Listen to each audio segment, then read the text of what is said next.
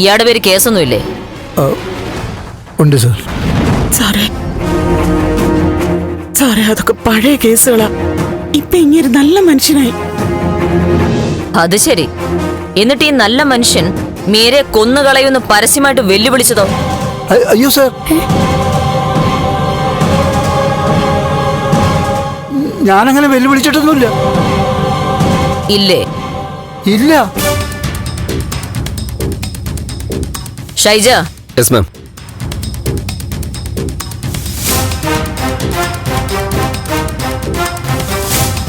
വെല്ലുവിളിച്ചു എന്നതിന് തെളിവ് തന്നെ സമ്മതിക്കുമോ?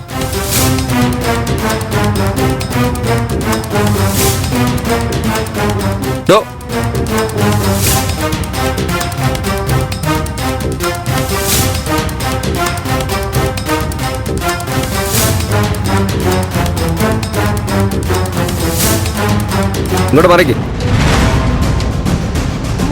നമസ്തേ.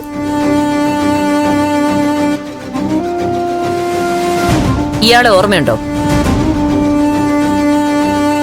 ഇല്ല, എനിക്കറിയില്ല. സിദ്ധാർത്ഥൻ സാറിന്റെ പാർട്ടിയുടെ മണ്ഡലം ഭാരവാഹിയ വിനോദ് ചാത്തന്നൂർ.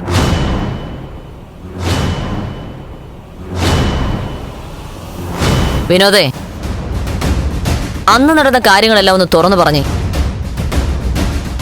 ഞാൻ സിദ്ധാർത്ഥൻ സാറിനെ കാണാൻ വേണ്ടിയാ രാവിലെ വീട്ടിൽ പോയത്. അവിടെ ചെന്നപ്പോ മാധവൻ മീരമോളെ ചീത്ത വിളിക്കുന്നതായാ കണ്ടത്. വെറുതെ അലമ്പുണ്ടാക്കരുത്.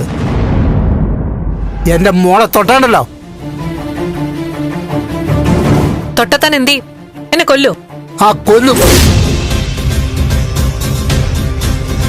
എന്റെ മോളുടെ ദേഹത്ത് ആര് കൈ വെച്ചാലും ഊത്തി മഴുത്തും ഞാൻ.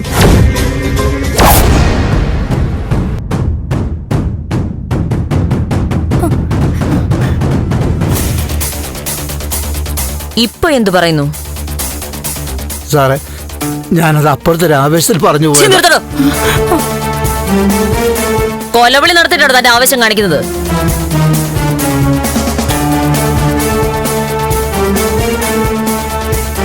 താൻ പോയിക്കോ. ആ ശരി.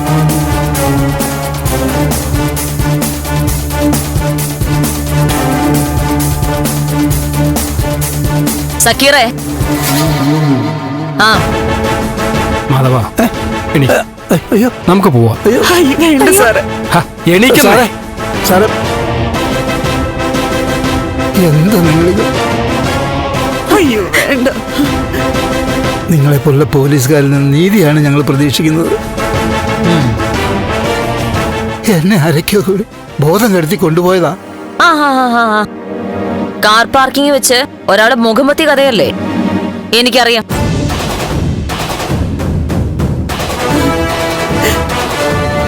സിനിമയ്ക്ക് കഥ എഴുതാൻ പോയ ശോഭിക്കും മാധവൻ. അതിരിക്കട്ടെ, അന്ന് നിങ്ങളുടെ മുഖമത്തി ആ കൈ ഇവരിലാരുടെയും കൈയുമായിട്ട് സാമ്യമുണ്ടോ?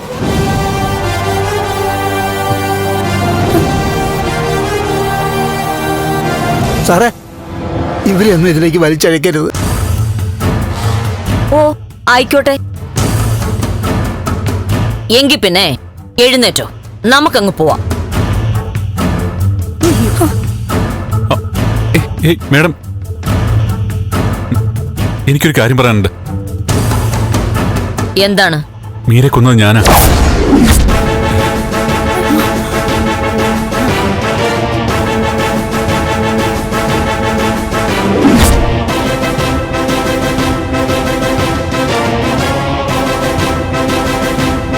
എന്താ എന്താ നീ പറഞ്ഞ? അതെ മേഡം, മീരെ ഞാനാണ് കൊന്നത്.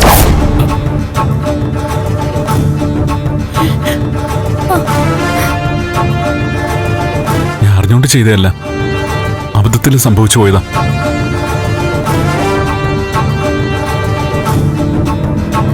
നമ്മൾ തമ്മിൽ ഇത് കാണുന്നത് മൂന്നാമത്തെ പ്രാവശ്യമാണ്. 2 തവണയും നന്ദൻ ഇത് ആവർത്തിച്ചു പറഞ്ഞു. എങ്കിൽ പറ, അതെങ്ങനെയാണ് സംഭവിച്ചത്? ഞാനൊന്ന് കേക്കട്ടെ. അന്ന് ഫംഗ്ഷൻ നടക്കുമ്പോ ദേവി എന്നെ ഒന്ന് വിളിച്ചു.